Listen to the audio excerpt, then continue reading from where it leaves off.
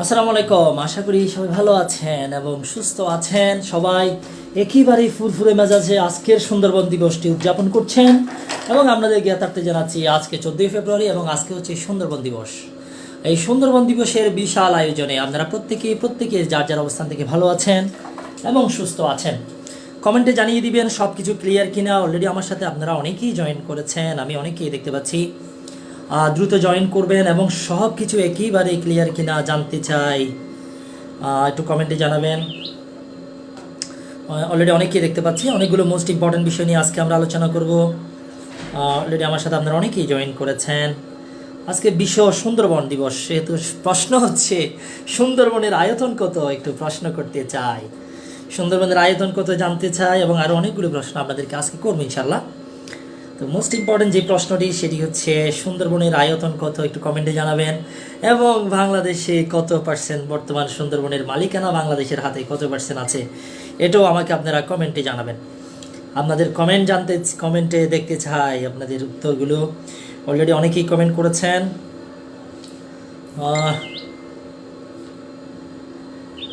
Already অনেকেই দেখতে পাচ্ছি, আপনারা অলরেডি অনেকেই জয়েন করেছেন।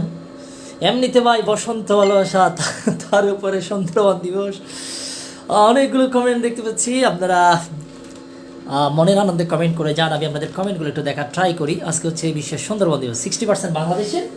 অনেকেই কমেন্ট করেছেন, অনেকগুলো কমেন্ট দেখতে পাচ্ছি। তো আজকে আমরা যে বিষয়টা নিয়ে আলোচনা করব, দুর্নীতি দমন কমিশন আইন দুদক, এটা নিয়ে আমরা অনেক কথাবার্তা বলবো ইনশাল্লাহ। তো অলরেডি আমার সাথে আপনারা অনেকেই জয়েন করেছেন। বাংলাদেশের কত পার্সেন্ট একটু কমেন্টে জানাবেন। অলরেডি অনেকেই কমেন্ট করেছেন, অনেকগুলো কমেন্ট আমরা দেখতে পাচ্ছি। আপনারা দ্রুত কমেন্টে জানাবেন কত পার্সেন্ট। 62% বাংলাদেশ, অনেকগুলো কমেন্ট দেখতে পাচ্ছি। সত্য করে বলতে হবে, এত কনফিউশন আনসার দিলে তো সমস্যা। অনেকেই অনেকটা বলছেন, এই একটা বিষয়ে আমাদের এত বেশি এদিক ওদিক খাওয়ার তো সুযোগ নাই। তো আমরা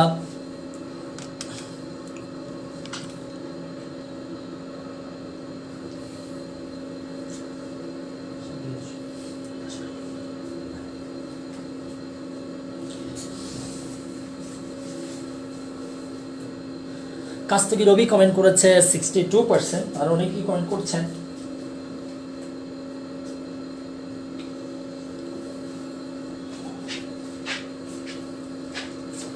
বসন্তের উষ্ণতা লেগে যাক সকল তারুণ্যের প্রাণে, এই আশাবাদ ব্যক্ত রেখে আজকের ক্লাসটি আমরা শুরু করতে চাই।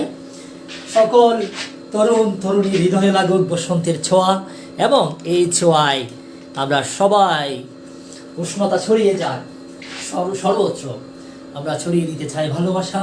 এবং আজকের এই গুরুত্ববহ দিন, আজকের দিনটা অনেক বেশি একটা ইম্পর্টেন্ট ডে বলা যায় আমাদের জন্য, একটা গুরুত্বপূর্ণ দিন।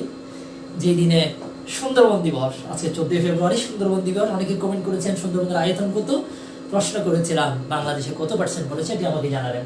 এর বাইরেও আপনারা ফুরফুরে মেজাজে বসন্ত কাটাচ্ছেন। আর আমি আজকের দিনের তৃতীয় ক্লাস নিচ্ছি ইনশাল্লাহ, রাতের 9টায় 4th ক্লাস, আর বাকি 5ম ক্লাস আজকে আর হবে না, 4টা ক্লাস নিতে হবে। তো তৃতীয় ক্লাসে আপনাদের সবাইকে আমি স্বাগত জানাচ্ছি। অনেকে আমার সাথে যুক্ত হয়েছেন। আজকের ক্লাসে আমরা ইনশাল্লাহ অনেকগুলো ইম্পর্টেন্ট বিষয় নিয়ে আলোচনা করব। আপনাদেরকে সরাসরি যদি শুভেচ্ছা জানাতে পারতাম আমার অনেক বেশি ভালো লাগতো। অনেকেই কমেন্ট করেছেন, ভালো লাগতো আপনাদেরকে যদি সরাসরি পেলে অনেকগুলো ফুল দিতে পারতাম, একেবারেই ফুলে মানে কি বলতাম, ফুলের শুভেচ্ছা, অনেকগুলো ফুল সবার মুখোমুখি দিয়ে দিচ্ছি। আমাদের সবার মুখে অনেকগুলো ফুল মেরে আজকের ক্লাসটা শুরু করছি এবং প্রত্যেকটাই কিন্তু একেবারেই তাজা ফুলের সৌরভ নিন। আর হচ্ছে ভাই এত ক্লাস দিলে ছোঁয়া কোন টাইমে লাগবে, ছোঁয়া লাগুক ক্লাসের পরে, মনে লাগুক বসন্তের হাওয়া, ছোঁয়া লাগুক ক্লাসের পরে। তো বসন্তের ছোঁয়ায়, সুন্দরবনের উষ্ণতায় এবং একই সাথে ভালোবাসার উষ্ণতায় সব দিকে ছড়িয়ে যাক মায়া ছড়িয়ে সবাইকে আজকের ক্লাসে আমন্ত্রণ জানাচ্ছি। এবং আপনাদের সবার মুখে আজকে আমি অনেকগুলো ফুল দিচ্ছি, অনেক ফুল আলোচনা করবো। দুর্নীতি দমন কমিশন আইন 2004, কিন্তু আজকের ক্লাসে যে ফুল দিয়েছে আপনাদেরকে, এখানে কোনো ধরনের দুর্নীতি নেই এবং যে মায়া মমতার কথা বলছি এটাও কিন্তু একেবারেই খাঁটি মায়া মমতার কথা আপনাদেরকে শোনাচ্ছি। তো অলরেডি আপনারা অনেকেই জয়েন করেছেন, তো অনেকেই দেখতে পাচ্ছি। অনেকগুলো কমেন্ট করেছেন।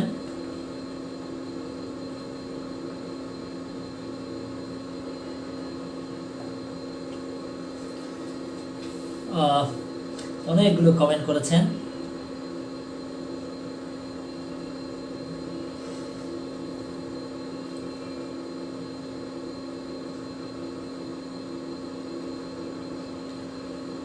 অনেক কমেন্ট করেছেন। নিউজ ফিডে সবার লাল হলুদ ছবি দেখে ডিপ্রেশনে চলে যাচ্ছি, আর অনেকগুলো কমেন্ট।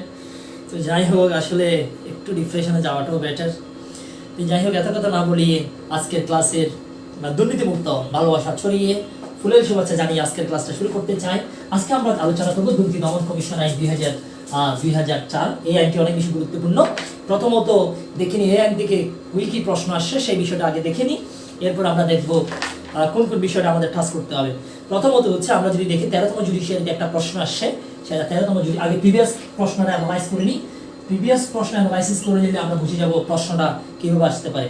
দুর্নীতি দমন কমিশন আইন 2004 বর্ণিত অপরাধ সমূহের বিচার করবেন কে, একটা প্রশ্ন আসছে। এটা হচ্ছে 13তম জুডিশিয়ারির প্রশ্ন। প্রশ্নের উত্তর হচ্ছে আমরা সবাই জানি। প্রথমত জিজ্ঞেস করা হয়েছিল বিচার কে করবেন, তাহলে এটা আগে উত্তর দিবি। বিচার করবে হচ্ছে স্পেশাল জাজ। স্পেশাল জাজ বিচার করবেন, স্পেশাল জাজ। 13তম জুডিশিয়ারির প্রশ্ন, বিচার কে করবেন, স্পেশাল জাজ। 12তম জুডিশিয়ারিতে প্রশ্ন আসছে, আপনার দুর্নীতি দমন কমিশন আইন 2004 অনুযায়ী কমিশনের কোন কর্মকর্তা ফাঁদ মামলা পরিচালনা করেন। এই প্রশ্নটাও কিন্তু আসছে, কোন কর্মকর্তা ফাঁদ মামলা পরিচালনা করতে পারেন। এটা হচ্ছে উপপরিচালক পদমর্যাদার নিম্ন নয় এমন কর্মকর্তা। উপপরিচালক পদমর্যাদা লাগবে। তাহলে ফাঁদ মামলা পরিচালনা করার জন্য আমরা যদি ট্র্যাপ কেস আমরা যেটাকে বলি, এই প্রশ্ন আসছে 12তম জুডিশিয়ারিতে। ট্র্যাপ কেস কে পরিচালনা করবে, তাহলে দুটো অনেকগুলো কিন্তু আপনার কি থাকে, পরিচালক থাকে। তো যেই আপনার পরিচালনা করতে পারবে ট্র্যাপ কেস, সে হচ্ছে উপপরিচালক পদমর্যাদার নিচে হইতে পারবে না। উপপরিচালক এটা একটু লিখে রাখি আমরা। তাহলে উপপরিচালকের উপর হইতে হবে, পরিচালক উপপরিচালক, ঠিক আছে, নিচে হইতে পারবে না। তাহলে একটা ট্র্যাপ কেস যদি পরিচালনা করতে চাই, তাহলে আপনার কমপক্ষে আপনার উপপরিচালক পদমর্যাদার একজনকে লাগবে। ট্র্যাপ কেস কি, এটা কি হয়, এটা নিয়ে আমরা একটু পরে ডিটেলস আলোচনা করব।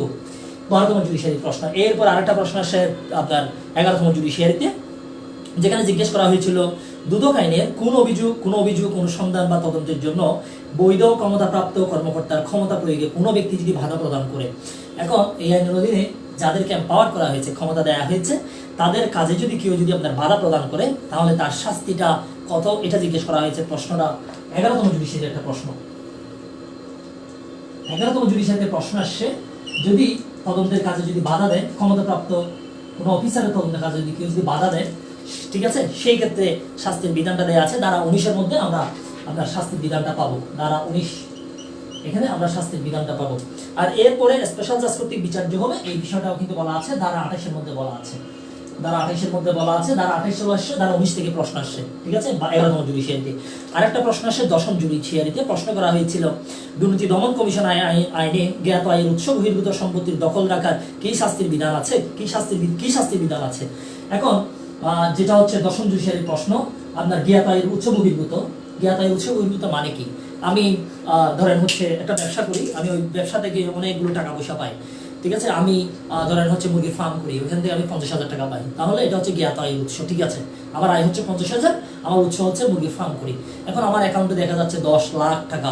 প্রশ্ন হচ্ছে, রায়হান সুবহান, এত টাকা তুমি কোথায় পেয়েছো? জরিনা দিয়েছে, না কিনা দিয়েছে, নাকি তাদের কোনো বান্ধবী তোমাকে দিয়েছে? এখন এই উৎসটা আসলে আমি বলতে পারছি না, এটা হচ্ছে আননোন। এখন এই ধরনের জ্ঞাত আয়ের যে আয়টা আছে, এটা উৎস বহির্ভূত সম্পত্তি যদি আপনার দখলে থাকে, তাহলে সেই ক্ষেত্রে কিন্তু শাস্তির বিধান আছে, যেটি ধারা 27 বলা আছে। মোস্ট ইম্পর্টেন্ট একটি প্রশ্ন, ধারা 27। এই ধারা 27 থেকে প্রশ্নটি আসছিল। এই প্রশ্নটি কিন্তু আমাদের জন্য গুরুত্বপূর্ণ ছিল, যদিও চলে আসছে।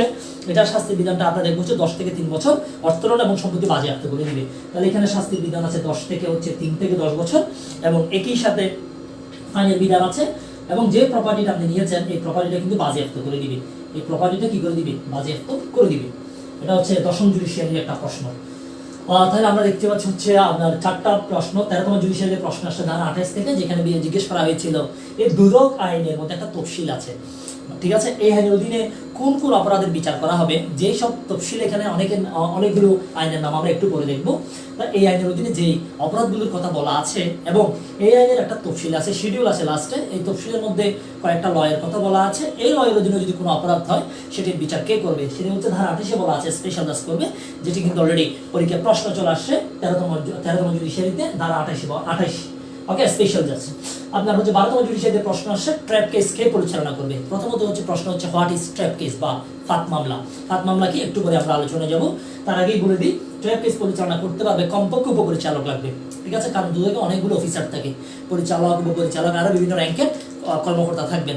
এখন একটা ট্র্যাপ কেস যদি তারা পরিচালনা করতে যায়, ট্র্যাপে ফেলে আসামিকে কি করা, অ্যারেস্ট করা, ট্র্যাপে ফেলে আসামিকে অ্যারেস্ট করা। কারণ আমরা শুনেছি জরিনা কালকে একজন সরকারি কর্মকর্তাকে 10 লাখ টাকা ঘুষ দিতে যাবে। কে যাবে? জরিনা যাবে। এখন কোনো কারণে ইনফরমেশনটা আমরা পেয়েছি, এখন জরিনা টাকাটা কেন দিচ্ছে? খোদাই দিচ্ছে, এই জন্য জরিনা আমাদেরকে ইনফর্ম করেছে আমার থেকে 10 লাখ টাকা ঘুষ চাই। জরিনাকে বললাম তুমি টাকা নিয়ে যাও, আমরা তোমার আশেপাশে থাকবো, তুমি যখনই টাকা দিবা আমরা তোমাকে সবাইকে ধরে ফেলবো, তুমি হচ্ছে ফাঁদ, তোমাকে ফাঁদ বসিয়ে সবাইকে ধরে ফেলবো। This is call trap case. এটা হচ্ছে ট্র্যাপ কেস, ফাঁদে ফেলে অ্যারেস্ট করা। এই জন্য আমরা দেখি যে দুদক হাতে নাতে অ্যারেস্ট করেছে, এগুলো হাতে নাতে না, এটা হচ্ছে জাস্ট ফাঁদ মামলা। এটা দুদকই ফাঁদটা সাজিয়েছে। ঠিক আছে, ওনারাই মূলত ট্র্যাপটা সাজায়। ওনারা যে ঘুষ দিতে যায় তাকে বলে যে তুমি ঘুষ দাও, আমরা পাশে আছি, দেওয়ার সময় আমরা রেড হ্যান্ডেড হাতে নাতে অ্যারেস্ট করব। এটা হচ্ছে ফাঁদ মামলা। এখন এটা পরিচালনা করার জন্য একজন অফিসার, এখানে তো অনেকগুলো অফিসার থাকবে, তবে তার নেতৃত্ব দেওয়ার জন্য কমপক্ষে একজন আমরা উপপরিচালক কিন্তু থাকতে হবে। এখন এই আইনের অধীনে আমরা একটা সংস্থা দেখবো, সেটা হচ্ছে দুর্নীতি দমন কমিশন 2000, যেটার অধীনে আমরা তত্ত্বাবধায়ক সরকার আমরা দেখেছিলাম এই দুদক আইনের অধীনে অনেকগুলো মামলা আমরা দেখেছি। রাজনীতিবিদদের কন্ট্রোল করার জন্য তত্ত্বাবধায়ক সরকার অনেকগুলো মামলা করেছিল, অনেক রাজনীতিবিদকে অ্যারেস্ট করা হয়েছিল। আমাদের বর্তমান প্রধানমন্ত্রী, সাবেক প্রধানমন্ত্রী সবাইকে কিন্তু অ্যারেস্ট করা হয়েছিল, এটা আমরা সবাই জানি। আচ্ছা, এখন যদি দুর্নীতি দমন কমিশনের যে অফিসার যারা তদন্ত তাদের কোনো কাজে যদি কেউ যদি বাধা দেয়, সেই ক্ষেত্রে কিন্তু শাস্তির বিধানটা দেয়া আছে, যেটা 11তম জুডিশিয়ারিতে প্রশ্ন আসছে। আরেকটা প্রশ্ন আসছে, এখন আপনার কাছে যে প্রপার্টিগুলো আছে আপনি বলতে পারছেন না আসলে কোথায় থেকে, এটা সোর্সটা আপনার কাছে অজানা, কারণ অবৈধ সোর্স, কালো টাকা ইনকাম করেছেন আপনি এমন জায়গা থেকে ইনকাম করেছেন, কারণ ঘুষ খেয়েছেন, সুদ খেয়েছেন, এমন কিছু খেয়েছেন যেটা ভয়েড, যেটা ইলিগ্যাল। এই জন্য আপনি বলতে পারছেন না 1 কোটি টাকা কোথায় থেকে পেয়েছেন, সেটা বলতে পারছেন না, কারণ সেটি জরিনা আপনাকে দিয়েছিল, জরিনা দিয়েছিল চুরি করে, কারণ জরিনা চোর। তো যাই হোক, সবকিছু মিলিয়ে আমরা যে বিষয়টা হলো এই 4টা প্রশ্ন পরীক্ষা আসছে, আমরা সামনের পরীক্ষাগুলোতে কি কি প্রশ্ন আসবে আবার আমরা সেটা দেখে নিব। আশা করি সবকিছু একেবারেই ক্লিয়ার। আমি আমাদের কমেন্ট দেখার ট্রাই করছি। ভিডিও ক্লিয়ার না, is it? Oh my God, Ansar Hossain বলছেন ভিডিও ক্লিয়ার না। একটু কমেন্টে কেউ একজন জানাবেন ভিডিও ক্লিয়ার কিনা।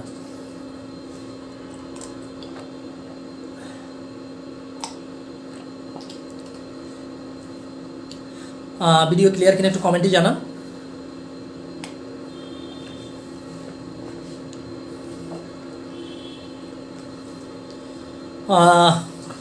ডিম্পল প্রিয়াঙ্কা বলছেন ক্লিয়ার, রায়হানুল জানা বলছেন ক্লিয়ার, এনায়েত করিম বলছেন ক্লিয়ার। ও সবার ক্লিয়ার, আপনার কেন ক্লিয়ার নয়, যেগুলো আই ডোন্ট নো। এবার আমরা সামনে চলে দেখি এই আইনের মধ্যে কি কি বিষয় আমাদেরকে আলোচনা করতে হবে। প্রথমত আমরা দেখি কোন কোন বিষয়টা আমরা টাচ করে সামনে যাব। প্রথমত হচ্ছে দুর্নীতি দমন কমিশন, আমরা যে একটা সংস্থা প্রতিষ্ঠা করার কথা বলছি, দুর্নীতি দমন কমিশন। তাহলে একটা দুর্নীতি দমন কমিশন সংস্থা কি করা হবে, প্রতিষ্ঠা করা হবে, দুদক দুর্নীতি দমন কমিশন প্রতিষ্ঠা করা হবে, যেটাকে সংক্ষেপে আমরা বলছি দুদক, দুর্নীতি দমন কমিশন, সংক্ষেপে হচ্ছে দুদক, দুর্নীতি দমন কমিশন প্রতিষ্ঠা করার কথা কিন্তু এই আইনে কি আছে আপনার বলা আছে। এখন যেই সংস্থাটা করবে, এই সংস্থাটা কিন্তু এটা কিন্তু একটা স্বাধীন সংস্থা, এখানে কেউ ইন্টারফিয়ার করবে না, এবং একই সাথে এটা কিন্তু একটা নিরপেক্ষ কমিশন হবে। এটা স্বাধীন একটা কমিশন এবং এটা নিরপেক্ষ কমিশন, ওনাদের তদন্তে কিন্তু কেউ কি করবে না, আপনার কোনো ধরনের প্রভাব খাটাইতে পারবে না। আর এটার একটা সেন্টার থাকবে, এটা রাজধানীটা, এটার সেন্টার বা হেডকোয়ার্টারটা থাকবে হচ্ছে ঢাকায়। তবে বাংলাদেশের বিভিন্ন জায়গায় এর কি থাকতে পারবে, শাখা থাকতে পারবে বা অফিস থাকতে পারবে। তাহলে প্রথমত বললাম এই আইনের অধীনে একটা সংস্থা প্রতিষ্ঠা করা হবে, যে সংস্থার নাম হচ্ছে দুর্নীতি দমন কমিশন, এবং এটাই হবে একটি স্বাধীন সংস্থা এবং এটি হবে একটা নিরপেক্ষ সংস্থা। ঠিক আছে, একটি নিরপেক্ষ সংস্থা, আর এটার হেডকোয়ার্টারটা হবে ঢাকায়। ওকে, এবার আমরা আরেকটু সামনে যাই। এখন কমিশন যেটি প্রতিষ্ঠা করা হবে, দুর্নীতি দমন কমিশন, ধারা 5-এর মধ্যে বলা হচ্ছে এই কমিশনটার গঠন কিরকম হবে এটা বলা হচ্ছে। এখন এখানে দ্বারা 5-এর মধ্যে যদি আপনারা থাকেন, এখানে দেওয়া আছে মোট কমিশনার হবে 3 জন, মোট কমিশনার 3 জন হবে, এখান থেকে একজনকে রাষ্ট্রপতি চেয়ারম্যান হিসেবে মনোনীত করবেন, তাহলে মোট হচ্ছে 3 জন কমিশনার থাকবে। এরপরে আরো অন্যান্য অনেকগুলো অফিসার থাকবে, পরিচালক, সহকারী পরিচালক, তবে কমিশনার থাকবে হচ্ছে 3 জন, কমিশনার থাকবে 3 জন কমিশনার থাকবে, রাষ্ট্রপতি একজনকে বানাবে হচ্ছে চেয়ারম্যান, রাষ্ট্রপতি একজনকে চেয়ারম্যান বানাবে। প্রশ্ন হচ্ছে বর্তমানে দুদকের চেয়ারম্যানকে কমেন্টে জানাবেন, ঠিক আছে? বর্তমানে দুদকের চেয়ারম্যান হিসেবে কে দায়িত্ব পালন করছে কমেন্টে জানাবেন।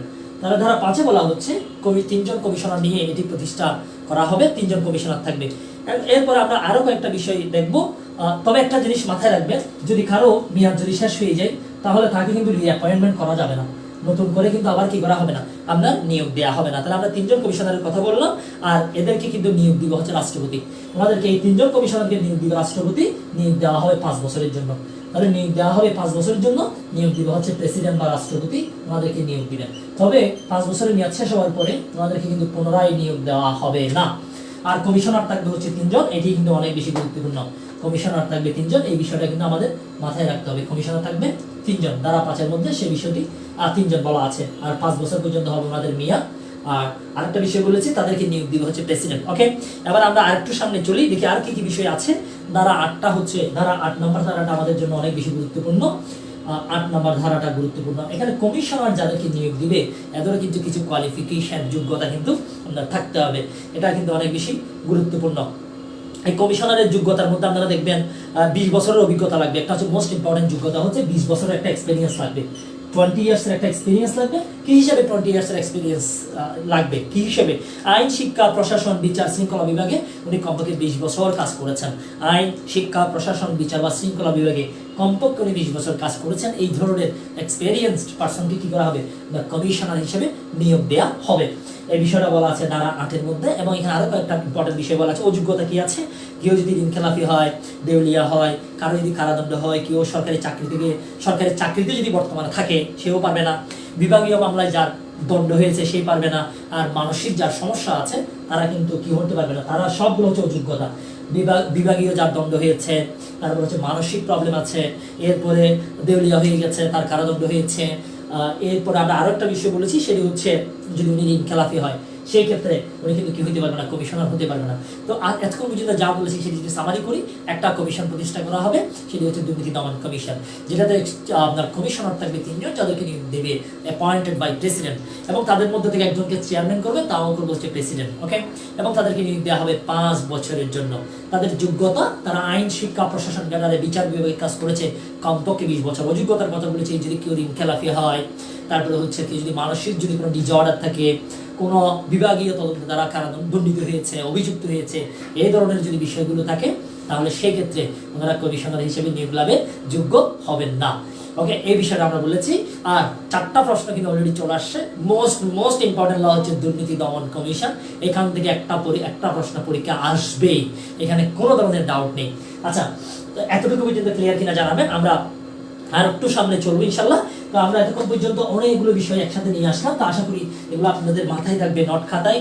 এবারে আমরা আরেকটা বিষয় দেখি, সেটি হচ্ছে আমরা কমিশনের কি কি কাজ আছে সেটা একটু দেখবো। ধারা 17, এতটুকু পর্যন্ত ক্লিয়ার কিনা কমেন্টে জানাবেন। চেয়ারম্যান ইকবাল মাহমুদ কমেন্ট করেছে, জনাব ইকবাল মাহমুদ বারিশা ইসলাম কমেন্ট করেছে, জাহিদ ভিলানি কমেন্ট করেছে, মুমতাজ মালিহা বলছেন ক্লিয়ার, এসকেদার সুমন বলছেন ক্লিয়ার, আর অনেকেই কমেন্ট করেছেন। Thank you so much Iqbal Mahmud. Chairman Aflatul Kaiser comment করেছে clear. Okay, thank you so much ভাইয়া। আপনার বক্তব্য অনুযায়ী হচ্ছে আপনার ইকবাল মাহমুদ চেয়ারম্যান, আর অনেকে ক্লিয়ার। নাজনীন নাহার কমেন্ট করেছে ক্লিয়ার। আর বাকিদের কি অবস্থা? জাহিদ জিলানি, মুমতাজ মালিহা, ইসকেদার সুমন, এনায়েত করিম জয়েন করেছে, ডিম্পল প্রিয়াঙ্কা জয়েন করেছে, অনজর হোসেন জয়েন করেছে, আর অনেক একেবারেই ক্লিয়ার বলছেন হচ্ছে এনায়েত করিম। জান্নাতুল মুক্তা বলছেন ক্লিয়ার। বাকিদের কি অবস্থা আপনারা কমেন্টে জানাবেন। নাকি বসন্তের আবহে, সুন্দরবন দিবসে আপনারা একেবারেই কাঠ হয়ে বাসায় বসে আছেন? ওকে, আপনারা হোপফুলি আরও একটু অ্যাক্টিভ হবেন, ঠিক আছে? আপনাদের অ্যাক্টিভনেস দেখতে চাই। রাসনা শারমিন ঋতু কমেন্ট করেছে ক্লিয়ার। অনেকগুলো কমেন্ট দেখতে পাচ্ছি, কমেন্টের বন্যায় বেসে যাবে ভালোবাসা, বেসে যাবে অন্যায়। এবার আমরা আরেকটু সামনে চলি, এখানে আর কি কি বিষয় আমাদেরকে দেখতে হবে আমরা সেটা একটু দেখে নিই, ঠিক আছে? তাহলে দুদক নিয়ে আমরা অনেকগুলো কথাবার্তা বললাম। এবারে আমরা আরেকটু যদি সামনে যাই, সেখানে আমরা দেখবো দুদকের কি কি কার্যাবলী আছে সেই বিষয়গুলো আমরা একটু দেখে নিই। দুদকের কাজটা কি এটা আমাদের একটু জানতে হবে। ধারা 17-তে বলা হচ্ছে দুদকের কাজগুলো, ধারা কিন্তু 17-তে সুন্দর করে বলা আছে, ধারা 17। এই ধারা 17 যদি আমরা দেখি সেখানে কমিশনের কাজ কি কি আছে আমরা দেখবো। অপরাধ অনুসন্ধান ও তদন্ত, তাহলে যতগুলো এই আইনের অধীনে যত অপরাধ আছে তারা অনুসন্ধান করবে, দুদকে এগুলা কি করবে, অনুসন্ধান করবে, প্লাস এগুলা তদন্ত কিন্তু তাদের হাতে থাকবে, অনুসন্ধান তদন্ত। আর মামলা যদি দায়ের করতে হয় মামলাটা তারা দায়ের করবে, মামলা দায়ের করা একই সাথে মামলা পরিচালনা করা, একই সাথে মামলা পরিচালনা করা এটাও কিন্তু কি করবে, আমরা তারা করবে। এরপরে এখানে আরো কিছু বিষয় আছে, দাখিলকৃত আবেদনের ভিত্তিতে অনুসন্ধান, দুর্নীতি প্রতিরোধে তারা গবেষণা করবে, দুর্নীতি কিভাবে প্রতিরোধ করা যায় এটা নিয়ে গবেষণাটা তারা করবে। আর কেউ যদি দুর্নীতি দমন কমিশনের কাছে যদি কি করে, আমরা কোনো ধরনের হিসাব দাখিল করে, হিসাব যদি দাখিল করে এটা যাচাই বাছাই করা, ভেরিফাই করা হচ্ছে তাদের দায়িত্ব, ঠিক আছে, দাখিল যদি করে। এরপরে বিভিন্ন সেমিনার সিম্পোজিয়াম যদি আয়োজন করে, সিম্পোজিয়াম যদি আয়োজন করে এটা কিন্তু তারাই করবে। এরপরে আমরা বিভিন্ন কর্মশালা আয়োজন করা, এই কাজগুলো আপনার হচ্ছে দুদক করবে, দুদকের এই কাজগুলো আছে এই আইনের অধীনে। দুদক আইনের অধীনে যতগুলো অপরাধের কথা আমরা একটু পরে দেখবো, এবং তফসিলের মধ্যে যে আইনগুলোর কথা বলবো এগুলোর সবগুলো তদন্ত করবে দুর্নীতি দমন কমিশন। This is an independent commission, একটা ইন্ডিপেন্ডেন্ট কমিশন, একটু আগে বলেছি, এবং this is an impartial organisation, impartial commission. আর যেখানে 3 জন মেম্বার থাকবে অ্যাপয়েন্টেড বাই প্রেসিডেন্ট, ওকে, যাদের মেয়াদ হবে আপনার 5 ইয়ার্স, এটা আমরা বলেছি। আর সেকশন 17-তে আমরা কার্যাবলী বলেছি, আইনের অধীনে তদন্ত ধারা করবে, তারপর হচ্ছে মামলা দায়ের তারা করবে। কেউ যদি হিসাব দাখিল করে তাহলে হিসাব দাখিলের বিষয়টাও এটা কিন্তু তারাও কিন্তু কি করবে, তারাই কিন্তু এটা এক্সামাইন করবে এবং দেখবে। এবার আমরা আরেকটু যদি সামনে যাই, আরো অনেকগুলো বিষয় আমরা দেখবো। ধারা 19 কিন্তু পরীক্ষায় চলে আসছে, ঠিক আছে, এই যে ধারা 19 পরীক্ষায় চলে আসছে, ধারা 19 আর না বলি, এই জায়গায় আপনাদেরকে মার্ক করে দিচ্ছি।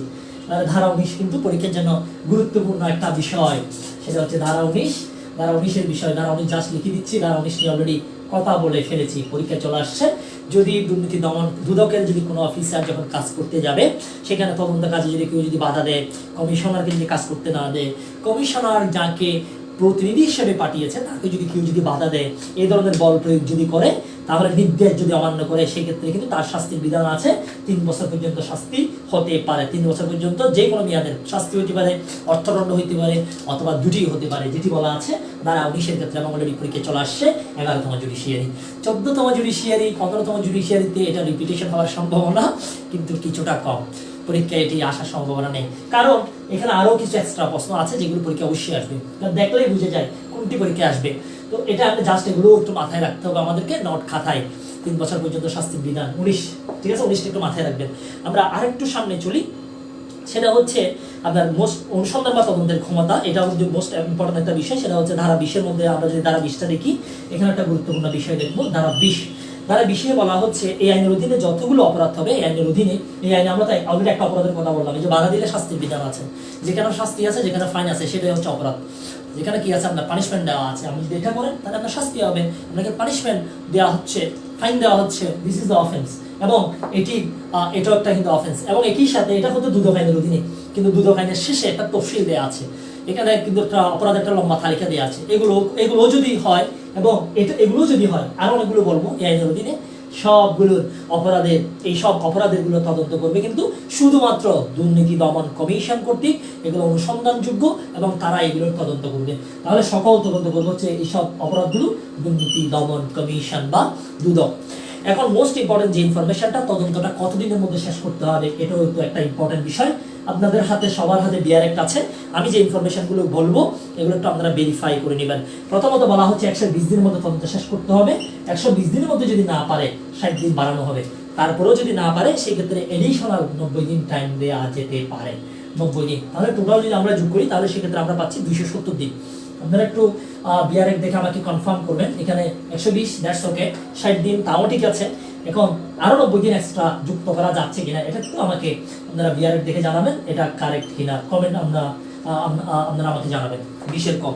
এরপর আমরা আরেকটু সামনে চলি, তাহলে আমরা প্রথমত হচ্ছে আপনার 20টা দেখে নিলাম, 20-এর পরে আমরা 21-এর কটাও দেখে নিলাম। আর দুর্নীতি দুদক কিন্তু মানুষকে অ্যারেস্ট করতে পারে, যে বিষয়টা বলা আছে 21-এর মধ্যে বলা আছে। তাহলে যে অপরাধ করবে কমিশনকে অমান্য করবে, তারপরে কমিশনের দৃষ্টি যদি অপরাধ করে এই আইনের অধীনে, তাহলে কমিশন কিন্তু তাকে কি করতে পারবে, অ্যারেস্ট করতে পারবে। ওকে, অ্যারেস্ট করতে পারবে। এখন কমিশনের আপনার এই যে তদন্তের মেয়াদটা একটু আমাকে আপনারা কমেন্টে জানাবেন। এরপর আমরা আরেকটু সামনে যদি যাই, সেক্ষেত্রে আমরা দেখবো ধারা 26, এটা মোস্ট ইম্পর্টেন্ট। মিথ্যা ভিত্তিহীন যদি তথ্য যদি কেউ যদি দাখিল করে, হিসাব যদি দাখিল করে, এটাও কিন্তু একটা শাস্তিযোগ্য অপরাধ। এটা কিন্তু এখনো কোনো পরীক্ষায় আসেনি, এবং আমার মনে হচ্ছে 14তম জুডিশিয়ারিতে 26টা আসবে। 15তম, এটা যদি 26-এ না আসে তাহলে 15তম জুডিশিয়ারিতে আসবে প্রশ্নটা। এটা কিন্তু মোস্ট ইম্পর্টেন্ট প্রশ্ন এই আইনের অধীনে, যেটা এখনো আসেনি কিন্তু আসা উচিত ছিল। তার মানে এটা নেক্সট প্রশ্ন। তাহলে কিছু সবসময় কিছু আইনের মধ্যে কিছু হট প্রশ্ন থাকবে, গরম প্রশ্ন কিছু থাকবে। এগুলো হচ্ছে এরকম 2-3টা পানিশমেন্ট থাকবে স্পেশাল লগুলিতে। যেমন মানব পাচারের ক্ষেত্রে সংঘবদ্ধ মানব পাচারের শাস্তিগত, এই প্রশ্ন যদি না আসে তাহলে এটা কিন্তু পরীক্ষায় চলে আসবে। বঙ্গবন্ধুর প্রতিকৃতি কেউ যদি অবমাননা করে ডিজিটাল মাধ্যমে, ডিজিটাল সিকিউরিটি একটা বিষয়টা বলা আছে, এটা যদি পরীক্ষা আগে যদি না আসে থাকে তাহলে এবারে চলে আসবে। আগে আসলে কিন্তু প্রশ্ন আর একটা কোনটা আসতে পারে, এটা মাথায় সেট রাখতে হবে, আমাকে প্রিজাম্পশন নিতে হবে, এটা আসার একটা বড় সম্ভাবনা আছে। প্রশ্ন প্রিভিয়াস কোয়েশ্চন দেখলেই বোঝা যায় প্রশ্নের গতি কোন দিকে যাবে। একটু কথা বললে তো বোঝা যায় পিঙ্কি জিঙ্কি মিঙ্কি তারা কি চায়, মানে আমাদেরকে আসলে বুঝে নিতে হবে কে কি চায়, তার কি ডিমান্ড আছে, সে কি বলতে চায়। প্রশ্ন প্রিভিয়াস প্রশ্ন হচ্ছে আমাদের জন্য একটা মিরর স্বরূপ। এটা দেখলেই আমি বুঝে যাই পরবর্তী প্রশ্ন কোনটা আসবে, কারণ এটা সিকোয়েন্স রক্ষা করেছে, এখানে একটা সিকোয়েন্স আছে গুরুত্বের ভিত্তিতে। ঠিক আছে, ইম্পর্টেন্ট প্রশ্নগুলো আসছে এখানে, কিন্তু কোনো ধরনের গুড়িয়ে কোনো প্রশ্ন আসে নাই। স্পেশাল ল থেকে কিন্তু গুড়িয়ে প্রশ্ন আসবে না, পেঁচিয়ে কোনো প্রশ্ন আসবে না, একেবারে সিম্পল প্রশ্ন পেয়ে যাবেন পরীক্ষার হলে। 30টা-20টা প্রশ্ন আসবে স্পেশাল ল থেকে, একেবারেই সিম্পল, সেখানে ইনফরমেশন ভুল করবেন। ঠিক আছে, এখন আপনাদের কানের মধ্যে আমি একটা ইনফরমেশন 10 বার বাজাচ্ছি, এই স্পেশাল ল সবগুলো আবার মাইকের মতো আওয়াজ করে বাজাবো কয়েকদিন পরে 10টা একসাথে, তখন দেখবেন আস্তে আস্তে এগুলো রেকর্ডিং হয়ে যাবে। তো অনেকগুলো হয়তো কমেন্ট করেছেন, দেখি কমেন্ট একটু চেক করে নিই। Yes, correct. অনেকে বলেছেন 120 দিনের মধ্যে তদন্ত 90 কার্যদিবসে সমাপ্ত হবে। অনেকগুলো কমেন্ট দেখতে পাচ্ছি। ইয়েস, মেহজাবিন চৌধুরী কমেন্ট করেছে আপনি বেশি হ্যাপি জরিনার সাথে মিট করে। আমি আজকে দেখা করি নাই, এটা তো একেবারেই একটা ভিত্তিহীন এবং তথ্যবিহীন একটা কথাবার্তা। ওকে, সিবগাতুল্লাহ খালেদ কমেন্ট করেছে এক্সপেরিয়েন্স। ইয়েস, যাই হোক আমরা আরেকটু সামনে চলি, তাহলে আমাদের এই বিষয়টা একটু করে দেখে নিতে হবে। এরপরে মোস্ট ইম্পর্টেন্ট সহায় সম্পত্তির ঘোষণা 26, ধারা 26 নাম্বারটা যেহেতু এবারে 14তম অথবা 15তম আসতে পারে, তাহলে সেটা নিয়ে একটু কথাবার্তা আমাদেরকে কিন্তু বলতেই হবে। যেটি পরীক্ষায় আসবে, জরিনা তুমি যেহেতু আসবে তোমাকে দেখতে চাই, এই জরিনা হচ্ছে ধারা 26, ধারা 26কে একটু দেখতে চাই এখানে কি আছে ভালো করে দেখিনি, কারণ এটি এবারে সবচেয়ে হট প্রশ্ন, এবারে আগামী জুডিশিয়ারির জন্য হট প্রশ্ন। এই আমি এরপরে বিআরএ স্পেশাল লগুলোতে শুধু হট প্রশ্নগুলোই কভার করবো, সবকিছু বলবো না। সহায় সম্পত্তির ঘোষণা, এখন কমিশন কোনো তথ্যের ভিত্তিতে অথবা কমিশন একটা অনুসন্ধান করলো, অনুসন্ধান হওয়ার পরে কমিশন আপনার বৈধ উৎস যেটা আছে এটার সাথে দেখা যাচ্ছে কিছু অসঙ্গতিপূর্ণ আপনার ইনকাম সোর্স কমিশন পেয়েছে। তাহলে কি পেয়েছে বললাম, তদন্তের পরে সবকিছুর উপরে বৈধ আপনার একটা ইনকনসিস্টেন্সি কমিশন পেয়েছে। কমিশন আপনাকে কি বললো, আপনাকে লিখিত আদেশ দিয়ে বললো যে কি আপনি আপনার দায়িত্ব, আপনার একটা সবকিছু লিখে একটা বিবরণ কি করবেন, দাখিল করবেন, মানে সহায় সম্পত্তির ঘোষণা করবেন। আপনার সম্পত্তি কি কি আছে আপনি এটা আমাদেরকে জানাবেন, সহায় সম্পত্তির ঘোষণা আপনি করবেন। ঠিক আছে, আপনার কি কি আছে লিখিতভাবে আমাদের কমিশনে আপনি জমা দিবেন, আপনাকে জমা দিতে বলা হলো। ঠিক আছে, আপনাকে জমা দিতে বলা হলো। এখন জমা দিতে বলার পরে আপনি কি করেছেন, আপনি একেবারেই আপনার হচ্ছে আপনাকে জমা দিতে বললো, এখন আপনি কি করলেন, লিখিত বিবৃতি বা তথ্য প্রদানে আপনি ব্যর্থ হলেন, আপনি দেন নাই, অথবা মিথ্যা বা ভিত্তিহীন তথ্য দিয়েছেন। প্রথমত হচ্ছে আপনি দেন নাই, অথবা আপনি দিয়েছেন মিথ্যা, আপনি এমন কিছু আপনার সহায় সম্পত্তির লিস্ট দিয়েছেন যেগুলো হচ্ছে একেবারেই ভিত্তিহীন। এখন কমিশন আপনাকে যখন লিখিত আদেশ করার মাধ্যমে বলে দিবে আপনার কি কি সম্পত্তি আছে তালিকাগুলো আমাদেরকে দেন, এখন আপনি কি করলেন, মিথ্যা ভিত্তিহীন তালিকা দিলেন এবং একেবারেই দিলেন না, সেই ক্ষেত্রে ধারা 26 অনুযায়ী কিন্তু এটি কিন্তু একটা সুস্পষ্ট অপরাধ, যেটির সর্বোচ্চ সাজা হইতে পারে 3 বছর পর্যন্ত কারাদণ্ড অথবা অর্থদণ্ড বা উভয়দণ্ড হইতে পারে। তাহলে 3 ইয়ার্স শাস্তি হইতে পারে, অথবা আপনার ফাইন হতে পারে, অথবা দুইটাই হতে পারে। মোস্ট ইম্পর্টেন্ট প্রশ্ন, একটা হট প্রশ্ন, এটা দাগিয়ে রাখলাম। আমরা আর একটু সামনে যাই। এই আইনের অধীনে সবচেয়ে যেটি একেবারে হটেস্ট কোয়েশ্চেন সেটি হচ্ছে ধারা 27, কিন্তু এটা চলে আসছে। আমি এটা হচ্ছে এটা কোথায় এসছে আপনার এই যে 27, এটা 10ম জুডিশিয়ারিতে চলে আসছে। এই আইনের অধীনে সবচেয়ে ইম্পর্টেন্ট প্রশ্ন ছিল এটা, ধারা হচ্ছে আপনার ধারা 27-এর মধ্যে যে প্রশ্নটা ছিল এই প্রশ্নটা কিন্তু এই জায়গায় চলে আসছে, যে দেখতে পাচ্ছেন আপনারা দশম জুডিশিয়ারিতে প্রশ্ন আসছে। এখন আপনার কাছে যে টাকা সম্পত্তি আছে এগুলো কিন্তু জ্ঞাত আয়ের উৎস বহির্ভূত সম্পত্তি।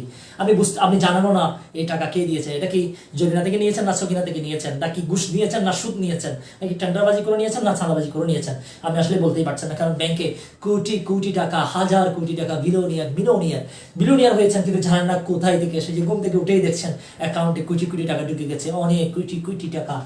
একেবারে আজকে সুন্দরবন দিবসে অনেকেই টাকা উড়াচ্ছে আকাশে বাতাসে।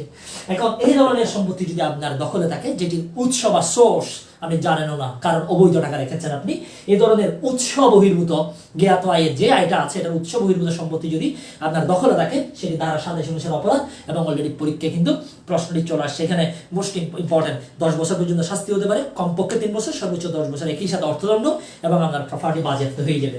এটা ঠিক আছে, এটা আমি অলরেডি লিখে দিয়েছি। 10 থেকে 3 ফাইন এবং সম্পত্তি কিন্তু বাজেয়াপ্ত হয়ে যেতে পারে। এরপর আমরা আরেকটু সামনে যদি যাই, এটা অলরেডি কিন্তু পরীক্ষায় চলে আসছে। এরপর আরেকটা ইম্পর্টেন্ট প্রশ্ন আপনাদেরকে বলেছি, ধারা 28, এটাও কিন্তু পরীক্ষায় চলে আসছে। এই আইনের অধীনে যত অপরাধ হবে এগুলোর বিচার করবে কিন্তু স্পেশাল জাজ। প্রশ্ন হচ্ছে আমার এই স্পেশাল জাজটাকে, এটাও একটা কিন্তু প্রশ্ন, হু আর স্পেশাল জাজ, স্পেশাল জাজকে, এটাও একটু আপনাদেরকে বলে দিই। আমরা যদি ক্রিমিনাল ল অ্যামেন্ডমেন্ট অ্যাক্ট যদি দেখি, criminal law amendment act 1958, criminal law amendment act যেটি আছে, অ্যামেন্ডমেন্ট অ্যাক্ট 1958, 1958 সালের ক্রিমিনাল ল অ্যামেন্ডমেন্ট অ্যাক্ট যেটা আছে 1958 সালের, এখানে আপনার স্পেশাল জাজ মানে বোঝাচ্ছে হচ্ছে দায়রা জজ, তারপর হচ্ছে অতিরিক্ত দায়রা জজ, এবং এর সাথে হচ্ছে যুগ্ম দায়রা জজ। দায়রা জজ, অতিরিক্ত দায়রা জজ এবং হচ্ছে যুগ্ম দায়রা জজ, এই তিনজন হচ্ছে আপনার এই তিনজনকে হচ্ছে বলা হচ্ছে স্পেশাল জাজ। ঠিক আছে, ওনারা তিনজনকে বলা হয় স্পেশাল জাজ।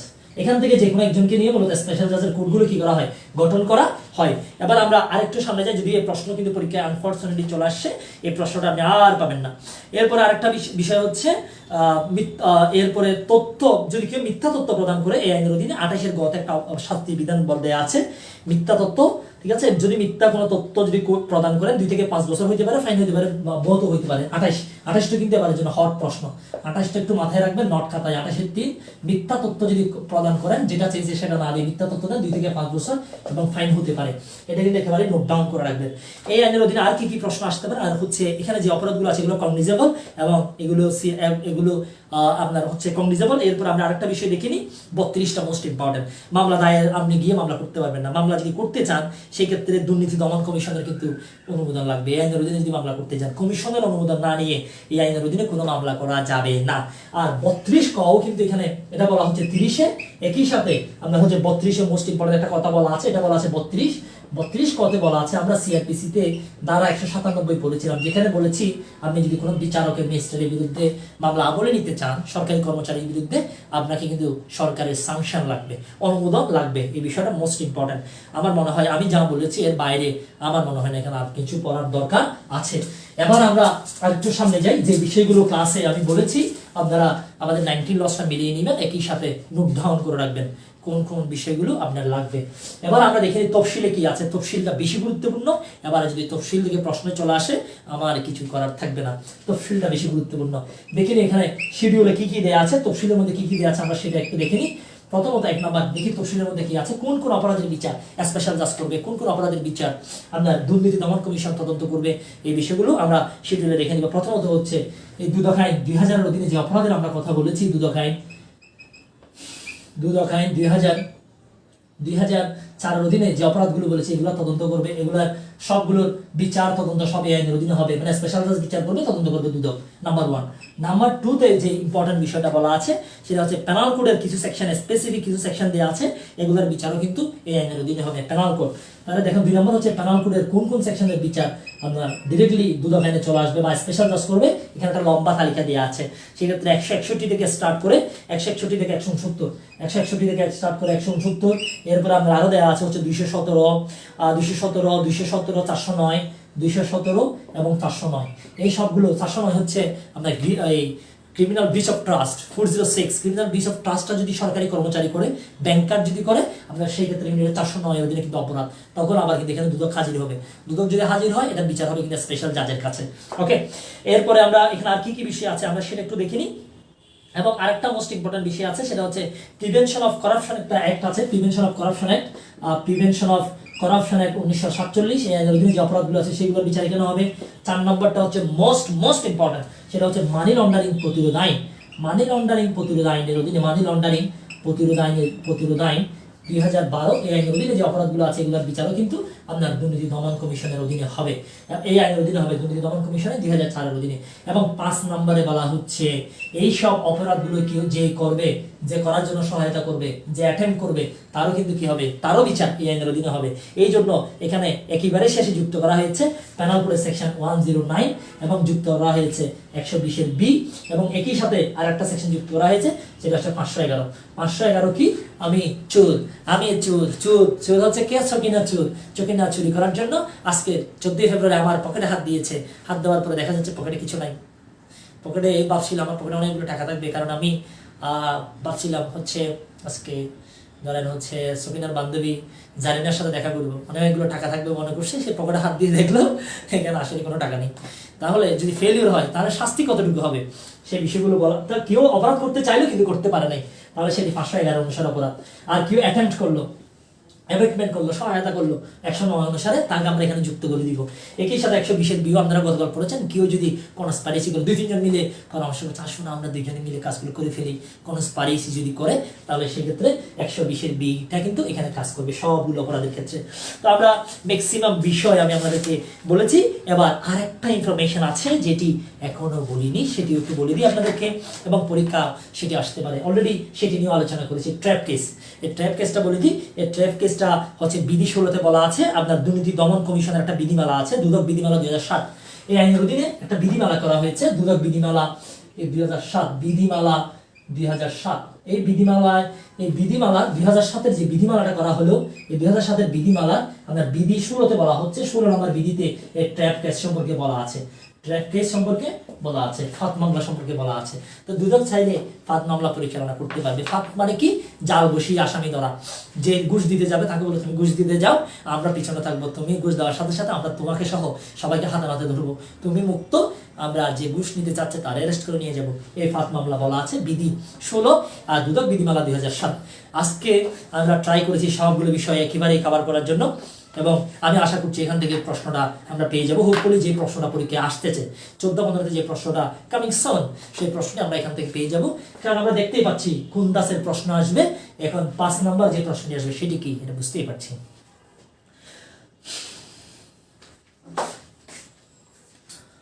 Question out, yes correct. 32 এটা আবার বলবেন ভাইয়া। 32-এতে আমি বলেছি সেটি হচ্ছে 32 এটা মোস্ট ইম্পর্টেন্ট একটা বিষয়। 32 এটা আবার বলার জন্য বলেছেন একটু। তাহলে 32-এ আর কোনো প্রশ্ন আছে? 32-এ হচ্ছে আপনার 197 আমরা সিআরপিসিতে একটা বিষয় পড়েছিলাম, সেখানে আমরা বলেছি আপনার হচ্ছে জজ ম্যাজিস্ট্রেট এদের বিরুদ্ধে মামলা করার ক্ষেত্রে কিন্তু আপনার সরকারের সাংশন লাগবে। জজ ম্যাজিস্ট্রেট সরকারি কর্মচারী এদের বিরুদ্ধে আপনি মামলা করতে পারবেন না, এখানে সাংশনটা লাগবে সরকারের, দুদকের না, এখানে সরকারেরই সাংশন লাগবে। তো সবাই ভালো থাকবেন, সবাই সুস্থ থাকবেন, সবাই নিরাপদে থাকবেন। আজকের এই মহান দিনে সবাই বাসায় থাকবেন, পড়াশোনা করবেন। দেখা হবে বিজয়ে। 26টা মিস করছি, আপনি রেকর্ডিংটা দেখে নেবেন, আশা করি আপনি পেয়ে যাবেন। সবাই যারা জয়েন করেছেন তাদেরকে ধন্যবাদ জানাচ্ছি। যারা আজকে ব্যস্ত সময় পার করছেন পরে রেকর্ডিং দেখে নেবেন। আমরা ধরে নিচ্ছি যারা আজকে জয়েন করেনি তারা আজকে সবাই বাহিরে একেবারেই সুন্দরবন দিবস পালন না করে তারা আজকে ভালোবাসা দিবস পালন করতে গেছে, তাদের জন্য শুভকামনা। তারা আশা করি পরে ক্লাসটা দেখে নেবে। তো সবাই ভালো থাকবেন, সবাই সুস্থ থাকবেন। দেখা হবে বিজয়ে। কালকে আবারও দেখা হচ্ছে সিআরপিসি ক্লাসে। This is the most important class. আগামীকাল যেগুলো আলোচনা করব একেবারে ইম্পর্টেন্ট, অনেকগুলো ইম্পর্টেন্ট বিষয় সিআরপিসিতে। কালকে আমি আপনাদেরকে সিআরপিসিতে আলোচনা করব 342 আসামির পরীক্ষা, এরপরে আপনার কখন কম্পাউন্ডেবল হবে, কখন কম্পাউন্ডেবল হবে না, এইসব বিষয়গুলো নিয়ে অনেকগুলো কথা আমরা বলবো। ধারা 13টা বললে ভাইয়া 2007-এর মধ্যে ধারা 13 নাই, এটা হচ্ছে বিধি। এটা বিধিমালাতে বিধি থাকে, কোনো ধারা থাকে না। ধারা 16টাই আপনার লাগবে, বাকিগুলো লাগবে না। 16 হচ্ছে 16টা ধারা বিধিমালা 7-এর 16 নম্বরটা একটু দেখে নেবেন।